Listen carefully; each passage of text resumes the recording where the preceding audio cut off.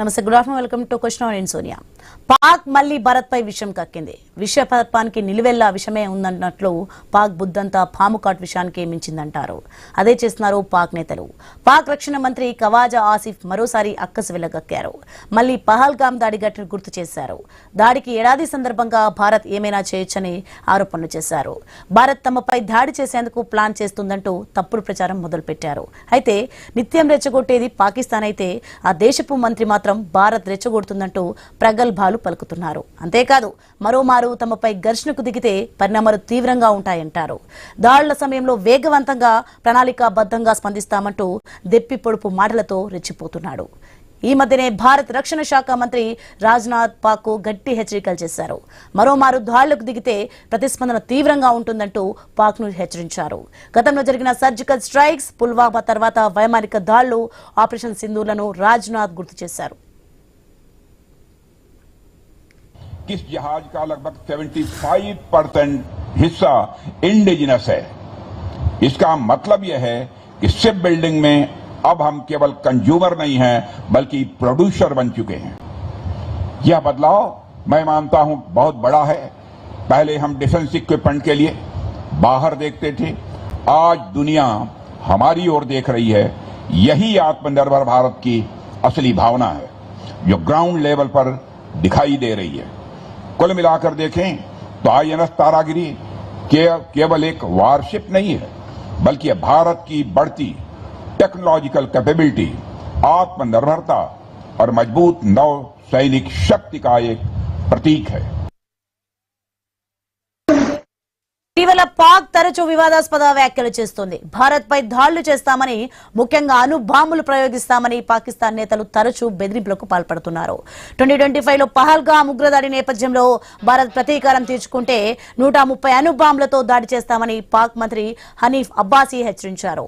పాక్ దౌత్యవేత్తలు సైతం భారత్ పాక్ ఉద్రిక్తతల నేపథ్యంలో అనుభూతిని చూపుతూ రెచ్చగొట్టే వ్యాఖ్యలు చేస్తున్నారు. అంటే వరుసగా వస్తున్న కామెంట్స్ ను బట్టి చూస్తే భయం గల బాతు బజార్లో గుడ్డు పెట్టిన పాక్ పరిస్థితి ఉందంటున్నారు విశ్లేషకులు.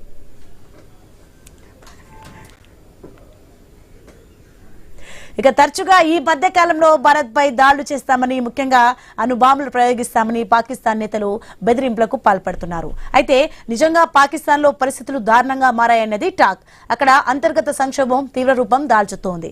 దానికి ఆధారం ఏంటంటే పాక్ లో లీడర్ పెట్రోల్, డీజిల్ ధరలు 500 రూపాయలకు చేరుకున్నాయి.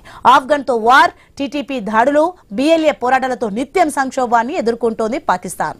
వాటి నుంచి దృష్టి మళ్లించడానికి పాకిస్తాన్ నేతలు భారత్ పై మాటల దాడి చేస్తున్నారు.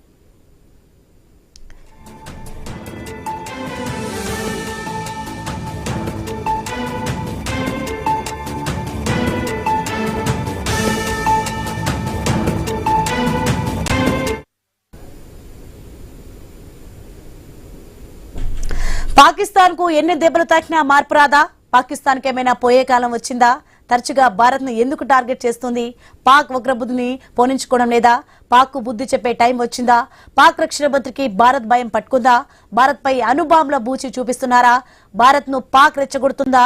పాక్ లో అంతర్గత సమస్యలు పెరిగిపోయాయా? రైట్, ఇదే అంశానికి సంబంధించి మరింత సమాచారం మా కొలీగ్ శివాని న్యూస్ నుంచి లైవ్ లో సిద్ధంగా ఉన్నారు. శివాని, మొత్తానికి చూస్తున్నాం పాక్ మళ్ళీ భారత్ పై అయితే విషం కక్కుతుంది. దీనికి సంబంధించి అప్డేట్స్ ఏంటి? Thank you Sony. సో ఇందాక మీరు చెప్పినట్టుగానే నిజంగా ఇప్పుడు అంటే ఓ వైపు అక్కడ లైక్ ఇరాన్ అండ్ అమెరికా యుద్ధం జరుగుతుంటే, మరోవైపు ఆ యుద్ధాన్ని పక్కన పెట్టేసి ఇప్పుడు పాక్ ఇండియా మీద ఇలాంటి కమెంట్స్ పాస్ చేయడం అనేది చాలా విడ్డూరంగా కనిపిస్తుంది. సో పాక్ నుంచి చాలా మంది నేతలు కూడా ఇండియా మీద చాలానే కమెంట్స్ ఇస్తున్నాయి. అదేంటంటే పహల్గామ్ దాడి జరిగి సరిగ్గా సంవత్సరం అవుతుంది కాబట్టి ఒకవేళ ప్రతీకారంగా ఇండియా పాకిస్తాన్ మీద దాడులు చేస్తే 130 అణుబాంబులతో మేము దాడి చేయడానికి సిద్ధంగా ఉన్నామని అక్కడ ఉన్న నేతలు చెప్తున్నారు. అండ్ అలాగే ఇండియాకి ఒక వార్నింగ్ కూడా ఇచ్చారు. అదెవరంటే రక్షణ మంత్రి ఖవాజా ఆసిఫ్ కూడా, అంటే పాక్ రక్షణ మంత్రి ఒక కమెంట్ కూడా చేయడం జరిగింది. ఒకవేళ ఇండియా మా మీద దాడి చేస్తే మేము ఇండియాని వదిలిపెట్టము, మేము తిరిగి దాడి చేస్తామని చెప్పడం జరిగింది. సో ఇవన్నీ చూస్తుంటే అసలు ఇలాంటి కమెంట్స్ ఇప్పుడు ఎందుకు తెర మీదకి వస్తున్నాయన్న డౌట్ కూడా రేజ్ అవుతుంది. బట్ మన రక్షణ శాఖ మంత్రి కూడా రెస్పాండ్ అవ్వడం జరిగింది. రాజ్నాథ్ సింగ్ క్లియర్ గా చెప్పడం జరిగింది, ఒకవేళ పాకిస్తాన్ ఇండియా మీద దాడి చేస్తే మేము ఊరుకోము, మేము కూడా ప్రతి దాడి చేస్తాము అండ్ ఈసారి చాలా స్ట్రాంగ్ గా చేస్తామన్న గట్టి వార్నింగ్ కూడా రాజ్నాథ్ సింగ్ ఇవ్వడం జరిగింది. సో ఇప్పుడు రేస్ అవుతున్న క్వశ్చన్స్ ఏంటంటే, ఓవైపు ఆల్రెడీ ప్రపంచం అతలకుతలం అయిపోతుంటే ఇప్పుడు ఈ పాకిస్తాన్ వర్సెస్ ఇండియా అన్న ఒక కాన్సెప్ట్ ఎందుకు మళ్ళీ తెర మీదకి వచ్చింది? ఎందుకు పాక్ రెచ్చగొట్టే ప్రయత్నాలు చేస్తుంది? అంటే అక్కడ ఉన్న అంతర్గత సమస్యల వల్లే పాక్ ఇలాంటి కమెంట్స్ పాస్ చేస్తుందా అన్న డౌట్ కూడా రేస్ అవుతుంది. అండ్ ఎప్పుడు చూసినా ఇండియాని టార్గెట్ చేసే విధంగా అక్కడున్న నేతలు కమెంట్స్ చేయడం కూడా మనం చూస్తూ ఉంటాము. సో ఎందుకు ఇలా రెచ్చగొట్టే ప్రయత్నాలు, టార్గెట్ చేసి మాట్లాడే ప్రయత్నాలు ఎందుకు చేస్తున్నారు అన్న డౌట్ కూడా రేస్ అవుతుంది. సో ఇదే అంశానికి సంబంధించి మాట్లాడడానికి మనతో పాటు అనలిస్ట్ జాయిన్ అవుతున్నారు, పెంటపాటి పుల్లారావు గారు అండ్ అలాగే తురాగా శ్రీరామ్ గారు. సో వాళ్ళిద్దరితో మాట్లాడే ప్రయత్నం అయితే చేద్దాం. సో పుల్లారావు సార్ చెప్పండి, ఇప్పుడు సిచ్యువేషన్ మనం చూస్తున్నాము, ఓవైపు ఆల్రెడీ అమెరికా, ఇరాన్ అవన్నీ యుద్ధం మనం చూస్తున్నాము. ఆన్ అదర్ హ్యాండ్ మనం ఇక్కడ ఇండియా వర్సెస్ పాకిస్తాన్ అన్న వాదన కూడా మళ్ళీ పైకి వచ్చింది. ఎందుకు పాకిస్తాన్ ఎప్పుడు రెచ్చగొట్టే ప్రయత్నాలు ఎందుకు చేస్తుంది అన్న డౌట్ రేస్ అవుతుంది. సో ఏం చెప్పాలనుకుంటున్నారు, మీ ఒపీనియన్ ఏంటి?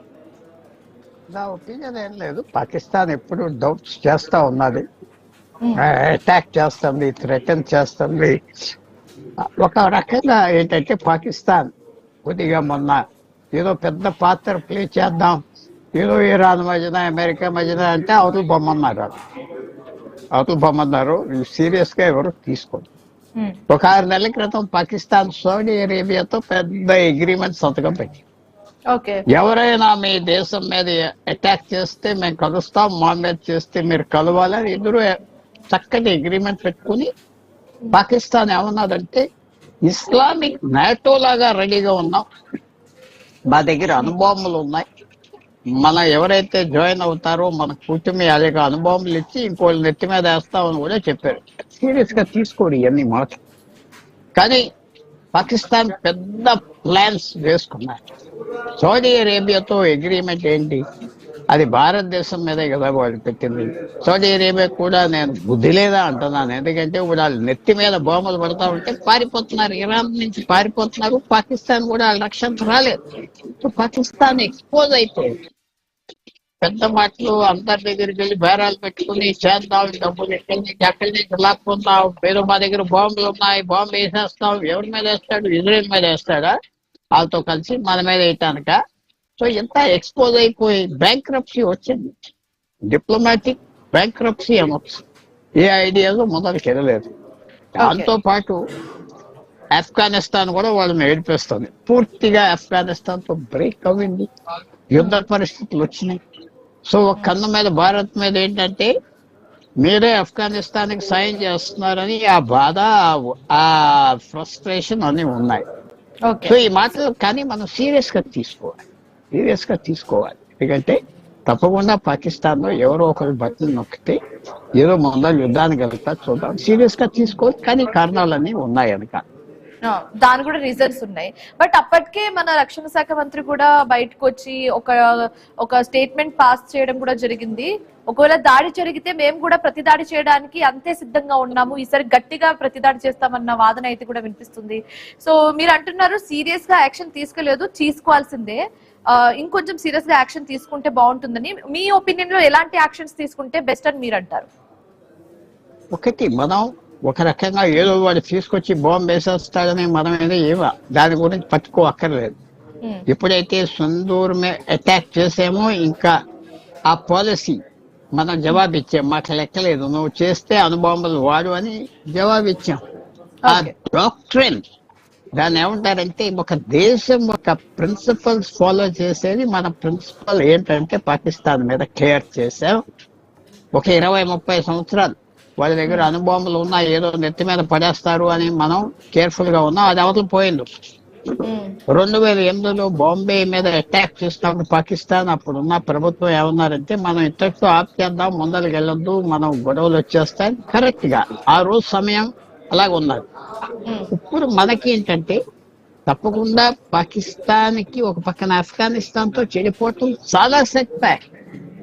వాళ్ళు 30-40 సంవత్సరాల పాలసీ ఏంటంటే ఆఫ్ఘనిస్తాన్ మన ఒక దేశంలో భాగంగా చేసుకుంటే విశేషమైన బలం వస్తుంది, భూమి వస్తుంది, అటాక్ చేయడానికి టెర్రరిస్టులు, సూసైడ్ బాంబర్స్ దొరుకుతారంటే వాళ్ళ మీద తిరగండి. పాకిస్తాన్ కి అక్కడ ఇస్లామిక్ దేశాలు కూడా ఇంక ఇది ఒక జోకర్ లాగా చూస్తున్నారు. ఎందుకంటే నాన్ సీరియస్ ఫెలో అని ఏదో వాళ్ళు ఏదో మొదలుకి వెళ్దామని. సో మనకి వచ్చిన లాస్ట్ పాయింట్ చెప్తున్నా, మనకున్న మంచిది ఏంటంటే ఆ ఇరాన్ యుద్ధం జరగటం, వాళ్ళందరూ పాకిస్తాన్కి డబ్బులు ఇచ్చి ఓదార్చే వాళ్ళంతా ఒకరి మీద ఒకరు పడి దెబ్బలాడుకుంటున్నారు. పాకిస్తాన్ ఏం మాటలన్నా ఇలాంటి సమయంలో యుద్ధాలు లేదు, పాడు లేదు. మధ్యవర్తిత్వం వహిస్తామని చెప్తుంది కదా పాకిస్తాన్. ఏమంటారు? మధ్యవర్తిత్వం వహిస్తామని చెప్తుంది కదా పాకిస్తాన్. అది మీరు చెప్పే వరకే బల్లలోను కుర్చీలు వేసి ఫెసిలిటేటర్ గా చేస్తా ఉన్నారు. ఫెసిలిటేటర్ అంటే మీరు మీటింగ్లకు వచ్చి కూర్చొని మేము ఏర్పాట్లు చేస్తాం. అది మన దగ్గరకు వచ్చేటప్పటికి మధ్యవర్తనం చేస్తున్నాం, పెద్దరకం చేస్తున్నాం చెప్తా ఉంటే మన దేశంలో ఏదో అల్లరైపోయారు. మధ్యవర్తనం ఎందుకు ఇస్తారు? వాళ్ళకి పెద్ద మనుషులకి ఇస్తారు. వాళ్ళు పెద్ద మనుషుల కింద లెక్క కాదే. అది అడుక్కుని తినే వాళ్ళు అక్కడ అందరికి. ఇరాన్ వాదన విన్నారండి. అసలు అంతర్గత సమస్యలతో సతమతం అవుతున్న పాకిస్తాన్ మధ్యవర్తిత్వం వహిస్తామంటుంటే విడ్డూరంగా ఉందని ఇరాన్ చెప్పింది. అంటే ఇరాన్ కి అందరికీ తెలుసు, పాకిస్తాన్ ఏం చేసినా డబ్బుల కోసం చేస్తుంది, భారతదేశాన్ని మేము పెట్టుకుని చేస్తుంది, అమెరికాతో స్నేహం, మంచి స్నేహం ఉన్నది, ఇజ్రాయెల్ తో. శ్రీరామ్ గారు ఒక్క నిమిషం పుల్లారావు సార్. సో శ్రీరామ్ గారు మీరు చెప్పండి, ఇప్పుడు సమయం సందర్భం లేకుండా ఇప్పుడు పాక్ తెర మీదకి వచ్చేసి ఇండియా దాడి చేస్తే మేము ప్రతి దాడి అంటే లైక్ మేము దాడి చేయడానికి సిద్ధంగా ఉన్నాము, ఏ క్షణమైనా దాడి జరగచ్చు అన్న ఒక స్టేట్మెంట్ ని పాస్ చేయడం, ఇండియాని టార్గెట్ చేస్తూ ఒక స్టేట్మెంట్ ని పాస్ చేయడం అనేది మనం ఎలా చూడొచ్చు అంటారు? సమయం సందర్భం లేకపోవడం కాదండి, వాళ్ళు కాన్ఫర్ట్ పొజిషన్ లో ఉన్నారు. ఇందాక పుల్లారావు గారు గుర్తు చేశారు, సౌదీ అరేబియాతో ఏదైతే వాళ్ళు ఒప్పందం చేసుకున్నారో, వాళ్ళు పాకిస్తాన్ ఆడు ఒప్పందం ఎందుకు చేసుకున్నాడంటే మనం ఏమన్నా వాళ్ళ మీద దాడి చేసి ఎలాగో మనకి వాళ్ళకి ఎప్పుడు గొడవలు అవుతుంటాయి. అవును, సో ఇది వీక్ పాయింట్ టార్గెట్ చేయొచ్చన్న భయంతో ముందుగానే స్టేట్మెంట్ పాస్ చేశారు. కాదు కాదు కాదు, వాడి ఉద్దేశం ఏంటంటే సౌదీ అరేబియా వాడు వీడికి సపోర్ట్ గా వస్తాడని వాళ్ళ ఉద్దేశం. వీడి దగ్గరే ఉంది, వీడు వెళ్ళి సైనికులు ఇవ్వడం అంత చేసి అంత సీన్ పాకిస్తాన్ ఎట్లుంది, ఆ పక్కన బాగా ఆఫ్ఘనిస్తాన్ నాడు యుద్ధం చేస్తుంటేనే వీడు సరిగ్గా సైనికులు పంపలేకపోతున్నాడు. ఇక మనం మొదలు పెడితే అసలు వాళ్ళ సైనికులు ఎక్కడ సరిపోరు. బలూచిస్తాన్ వాళ్ళు ఒక పక్కన వాయించి పడేస్తున్నారు.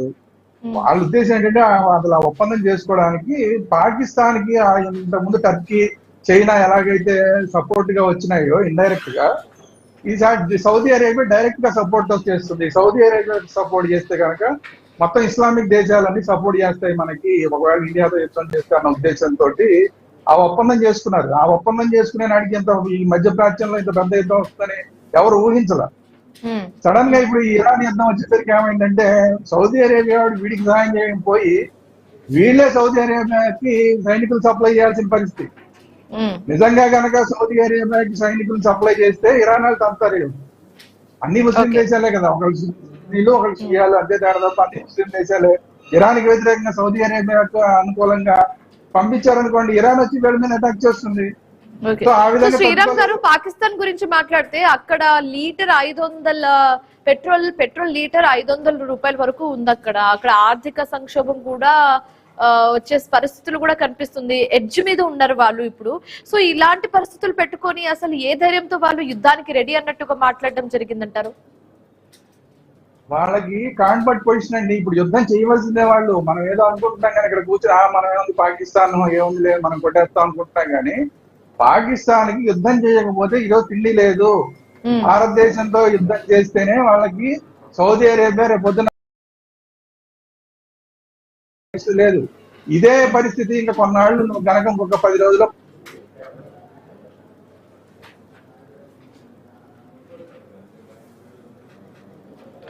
ఓకే, సో టెక్నికల్ ప్రాబ్లం ఉన్నట్టుంది. సో పుల్లారావు సార్ మీరు చెప్పండి, ఇప్పుడు అటువైపు నుంచి మనం కమెంట్స్,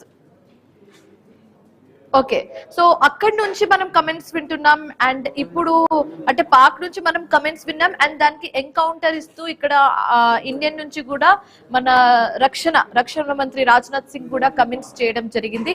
ఒకవేళ పాకిస్తాన్ దాడి చేస్తే మేము ఊరుకోము, మేము సహించము, మేము ప్రతి దాడి చేస్తాము, అండ్ సింధూర్ లాగా కాకుండా ఈసారి డబుల్ గా ఉంటుంది, డబుల్ రేట్ తో మేము డబుల్ ఇంటెన్స్ తో మేము దాడి చేస్తాము అని రాజ్నాథ్ సింగ్ చెప్పడం జరిగింది.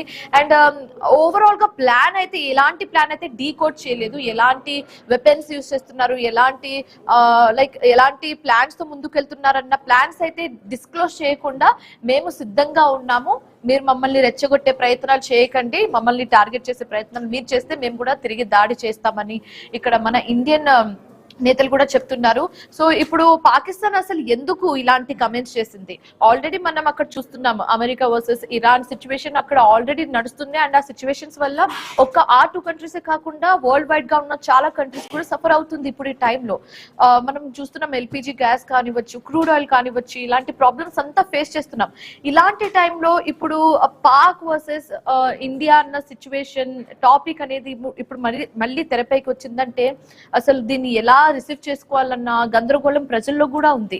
ఒకవేళ అలాంటి సిచ్యువేషన్ పహల్గాం దాడి లాంటి సిచ్యువేషన్ మళ్ళీ జరిగితే చాలా నష్టం వాటిల్తామన్న భయం అయితే ఇండియన్స్ కూడా ఉంది. సో ఇప్పుడు మన ఇండియన్ ఆర్మీ కూడా మన ఇండియన్ గవర్నమెంట్ కూడా ఎలాంటి స్టెప్ తీసుకుంటుందన్న క్వశ్చన్ కూడా రేస్ అవుతుంది. సో ట్రాక్ చేద్దాం మరిన్ని డీటెయిల్స్ స్మాల్ బ్రేక్ తర్వాత. చూస్తూనే ఉండండి ఐ న్యూస్.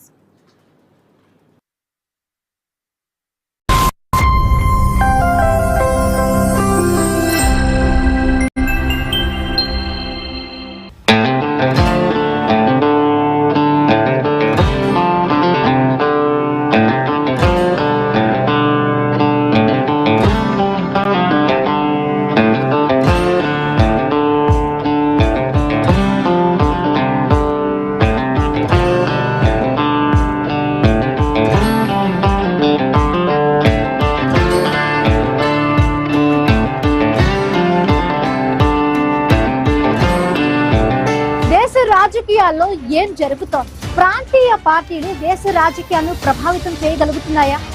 ఎవరి గెలుపు వెనుక ఎవరి వ్యూహం ఉంది? పొత్తుల పంచాయతీల్లో ఎవరి పంతం నగ్గుతుంది? ఐ ఫోకస్ ప్రతిరోజు రాత్రి 9:30 మీ ఐ న్యూస్ లో.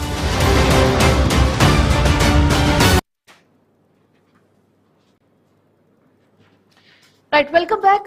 సో పుల్లారావు సార్ మీరు చెప్పండి, ఇప్పుడు తరచుగా మనం ఈ కమెంట్స్ వింటున్నాము, మేము ఇండియా మీద దాడి చేయడానికి సిద్ధంగా ఉన్నాము అండ్ ఈసారి దాడి చేస్తే అణుబాంబులు ప్రయోగిస్తామని ఒక పర్టికులర్ వర్డ్ అయితే చాలా స్ట్రెస్ చేయడం జరిగింది, అణుబాంబులు ప్రయోగిస్తామని. సో ఎలాంటి అణుబాంబులు వాళ్ళు ప్రయోగించే ఛాన్సెస్ ఉంది అండ్ దాన్ని మనం ఏ విధంగా ఎదుర్కొంటే బెస్ట్ అని మీరు చెప్తారు? అణుబాంబు పాకిస్తాన్ తయారు చేయలేదు, వాళ్ళు ఒక అగ్గిపెట్టి కూడా చేయలేరు. తినమంటే తింటారంతే. ఇందాక మీరు అన్నారు పెట్రోల్ గురించి. అక్కడ 25 కోట్ల జనాభాలో 5 కోట్ల జనాభాకే ప్రభుత్వం వాళ్ళనంతా బాగా చూస్తారు. మిలిటరీలో ఉన్న వాళ్ళు, పోలీస్ వాళ్ళు, గవర్నమెంట్ సర్వెంట్స్, ఎవరైతే కొద్దిగా అప్పర్ క్లాస్ ఉన్నారు, మిగతా వాళ్ళకి రేషన్ లేదు, పాడు లేదు, ఏం లేదు. పాకిస్తాన్ లో ఆ సిస్టమే లేదు, ఏం లేదు. ఫ్రీ బస్ లేదు, ఇది ఫ్రీగా నెత్తి మీద కొబ్బరి నూనె పోసేది లేదు, ఏం ఫ్రీగా లేదు. సో వాళ్ళకి 400 రూపాయలు ఇచ్చినా 500 లెక్కలేదు. ఎందుకంటే గవర్నమెంట్ సెక్టారు 20% మందికి అంతా ఫ్రీ, మిగతా వాళ్ళకి ఏముండదు, జ్ఞాపకం పెట్టుకోండి. సో పాకిస్తాన్కి ఆ ప్రాబ్లం లేదు. 1947లో మనం పాకిస్తాన్ విడిపోయినప్పుడు మనకి భూ సంస్కరాలు ఇది అది అంతా నేను అన్నిటికీ ఒప్పుకోను చేశాను. అక్కడ ఏం చేయలేదు. 100 సంవత్సరాల క్రితం ఎలాగ ఉన్నాయో పరిస్థితి 200 సంవత్సరాల క్రితం ఎలాగ ఉన్నది అలాగే ఉన్నది. సో అది జ్ఞాపకం పెట్టుకోవాలి మీరు. ఎలీట్ అనేవాళ్ళు ఉన్నారు, ఉన్నతి తరగతి ఉన్నారు, టాప్ క్లాస్ ఎలీట్ ఉన్నారు పాకిస్తాన్. భారతదేశంలో చాలా వరకు చితికిపోయింది, ఎలీట్ లేదు. సో ఎలీట్ ఆలోచించుకుంటారు. ఎలీట్ కూడా ఇది థ్రెట్టా కాదా మనం కేర్ఫుల్ గా ఉండాలి. కొత్త యుద్ధం చేయటానికి వస్తారు, వినుబాంబులు ఏం వాడరు. కొత్త యుద్ధం అంటే డ్రోన్స్ తో బాగా డెవలప్ చేశారు టర్కీ, ఇరాన్, అవన్నీ చేస్తారు. మనకు కూడా వాళ్ళు అందుబాటులో ఉన్నాం, ప్రాబ్లమ్స్ ఉంటాయి, కానీ మనం పట్టించుకోకూడదు. ఏదో రిఫైనరీ మీద వేసేస్తాడు, లేకపోతే వైపు మేము మధ్యవర్తిత్వం వహిస్తాము, ఇరాన్ అండ్ అమెరికా మధ్యలో మేము సమన్వయం ఏదైతే లోపించిందో దాన్ని మేము పూరిస్తాం, మేము ఉన్నాము, మేము దగ్గరుండి మరి చర్చలు జరిపిస్తామని చెప్పిన పాకిస్తాన్ ఇప్పుడు ఇండియా మీద అటాక్ చేస్తామని చెప్పడం, మనం ఈ 2 కాంట్రాస్ట్ కామెంట్స్ ని ఎలా చూడొచ్చు అంటారు? విషయం మీకు చెప్తాం మర్చిపోయి. ఈ మధ్యవర్తి ఎవరితో చేద్దాం అనుకున్నారు పాకిస్తాన్ చాలా తెలివితేటలుగా ఇరానియన్ మాజీ ఫారెన్ మినిస్టర్ పట్టుకుని వాడు అక్కడే కూర్చొని ఉన్నాడు తెహరాన్ లో. వాడితో ఏదో సంభాషణ చేయటం, లెజిటిమసీ తెచ్చుకోవటం, వాడి మెసేజెస్ పాస్ చేయటం చేస్తా ఉంటే 2 రోజుల క్రితం రాత్రి అతన్ని అతని భార్యని కుటుంబాన్ని ఎవరో చంపేశారు. అవును, మీకు తెలుసో తెలీదు, చంపేశారు. అవును, వాడు అది official గా ఇప్పుడు మధ్యవర్తి చెప్పడం పాపం జరిగింది. అది 2 రాత్రుల క్రితం ఆ మధ్యవర్తితనం ఆ బాంబులతో వెళ్ళిపోయింది. అది ఇరాన్ చంపేసారా కొంతమంది అనుకుంటున్నారు. ఇరాన్ లోనే కొంతమంది వీడేంటి బాగా అడ్వాన్స్ అయిపోయాడు ఆయన చంపేశారా, ఇజ్రాయెల్ చంపేసిందా అంటే ఇరాన్ వాళ్ళే చంపేశారని వచ్చింది. ఇరాన్ ఏజెన్సీస్ వాడు ముందరికి వెళ్ళిపోతున్నాడు, ఫాస్ట్ గా వెళ్ళిపోతున్నాడు. సో పాకిస్తాన్ కి ఆ రోజు నుంచి మధ్యవర్తి చేసేది ఎవరు లేదు. సో పాకిస్తాన్ ఎలా ఉన్నదంటే వాళ్ళకి సిగ్గులేదు. ఇప్పుడే మళ్ళీ మాట్లాడేసి మొన్న ఒక పెద్ద హోటల్ వాళ్ళకు ఉన్నారు న్యూయార్క్ లో, రూజ్వెల్ట్ హోటల్ అది $2 బిలియన్ హోటల్. అది ట్రంప్ కి ఏదో మీరు డెవలప్ చేయండి, మేము చాలా అమాయకులు, మీరే వాడుకోండి భూమని ఇచ్చారు అగ్రిమెంట్. సో ఇలాంటివి చేస్తూ ఉంటారు. మనం దీనికి రెచ్చిపోకూడదు, లైట్ గా తీసి. ఓకే, సో శ్రీరామ్ గారు ఇప్పుడు మీరు చెప్పండి, ఆల్రెడీ పాకిస్తాన్ లో ఇందాక మనం మాట్లాడుకున్నట్టుగా డిస్కస్ చేసినట్టుగా అక్కడ ఆర్థిక సంక్షోభం అయితే ఆన్ ది ఎడ్జ్ లో ఉన్నారు. అండ్ లీటర్ పెట్రోల్ 500కి వస్తుంది. అండ్ ఇందాక పుల్లారావు గారు చెప్తున్నారు అది కొంతమందికి అది లభిస్తుందన్న విషయం మనకు తెలుసు. సో అండ్ అక్కడ ఇంటర్నల్ పొలిటికల్ డిస్టర్బెన్స్ కూడా చాలానే ఉంది. సో ఇలాంటివన్నీ సిచ్యువేషన్స్ పెట్టుకొని ఇప్పుడు ఇలాంటి కమెంట్స్ చేస్తుంటే ఇది ఒక డైవర్షన్ పాలిటిక్స్ గా చూడొచ్చు అంటారా? డైవర్షన్ పాలిటిక్స్ మాత్రమే కాదండి, అంతర్జాతీయంగా కొన్ని యుద్ధానికి సంబంధించి జరుగుతుంటాయి. అమెరికా కూడా మన మీద పాకిస్తాన్ యుద్ధం చేయాలని కోరుకుంటూ ఉండొచ్చు. At the same time China కూడా మన మీద పాకిస్తాన్ యుద్ధం చేయాలని కోరుకుంటూ ఉండొచ్చు. ఈ 2 కూడా వాళ్ళ మీద ప్రెజర్ పెట్టచ్చు. ఎందుకంటే ఇప్పుడు ఇరాన్ యుద్ధం జరుగుతుంది, ఇరాన్ వెనకాల ఉన్నది ఎవరు? చైనానే కదా. అలాగే అమెరికా ట్రంప్ కి మోడీ గారు అంటే పడట్లేదు. ఇప్పుడు ఏదో రకంగా ఇండియాని డౌన్ ఫాల్ చేయాలని చూస్తున్నారు. దానికి డైరెక్ట్ గా వాళ్ళు వచ్చి ఏమో ఫైట్ చేయరు. కాబట్టి ఏంటంటే ఈ పాకిస్తాన్ ని అడ్డం పెట్టుకొని వాళ్ళు కూడా ఈ యుద్ధాన్ని పెద్ద చేయాలని ప్లాన్లు కూడా ఉండొచ్చు. అమెరికా ఈ యుద్ధాన్ని పెద్ద చేయాలనుకోవచ్చు, చైనా ఈ యుద్ధాన్ని పెద్ద చేయాలనుకోవచ్చు. వీళ్ళిద్దరూ కూడా ఇప్పుడు పాకిస్తాన్ ని ఒక పావుగా వాడుకోవచ్చు. వాళ్ళిద్దరూ కనుక పావుగా వాడుకుంటే పాకిస్తాన్ కి వేరే ఆప్షన్ లేదు, యుద్ధం చేయడం తప్ప వేరే ఆప్షన్ లేదు. ఎందుకంటే రోజు తిండి పెట్టేది వాళ్ళే. రోజు వీడికి ముద్ద నోట్లోకి వెళ్ళాలంటే అయితే చైనా వాడన్నా డబ్బులు ఇవ్వాలి, లేదా అమెరికా వాడన్నా డబ్బులు ఇవ్వాలి. ఇది కాకుండా వెనకాల టర్కీ వాడు మొదటి నుంచి ఉన్నాడు. కాబట్టి ఏంటంటే మిగతా దేశాలు ఫోర్స్ చేస్తున్నాయి ఒకటి. రెండోది ఇక్కడ అంతర్గతంగా ఉన్న పరిస్థితుల్లో ఇప్పుడు నాయకత్వాలు మారిపోయే పరిస్థితి. ఇప్పుడు 500 రూపాయల పెట్రోల్, 1000 రూపాయల పెట్రోల్ అయిపోతే ఆ నాయకత్వాన్ని ఉండనిస్తారా? తిరుగుబాట్లు వస్తాయి. కాబట్టి ఏంటంటే భారత్ పూర్తిగా చూపించాలి. భారత్ పూర్తిగా చూపిస్తే అమ్మో భారత్ మన మీదకి వచ్చేస్తుంది, ఈ టైంలో మనం సపోర్ట్ గా ఉండాలి, మనం కొట్టుకోకూడదు, యునైటెడ్ గా ఉండాలని వాళ్ళలో ఒక థాట్ వస్తుంది. అవన్నీ ఆ జాతీయవాదానికి అప్పుడు పెంచే పనిలో ఉంటారు. ఒక 5-6 నెలలు దీన్ని జాతీయవాదాన్ని పెంచి పోషించే పనికి దానికి కూడా ఒక 4 డ్రోన్లు మన మీద ఇచ్చి వాళ్ళ మీద 10 డ్రోన్లు వేయించుకుని ఇదంతా కూడా స్ట్రాటజీ అండి.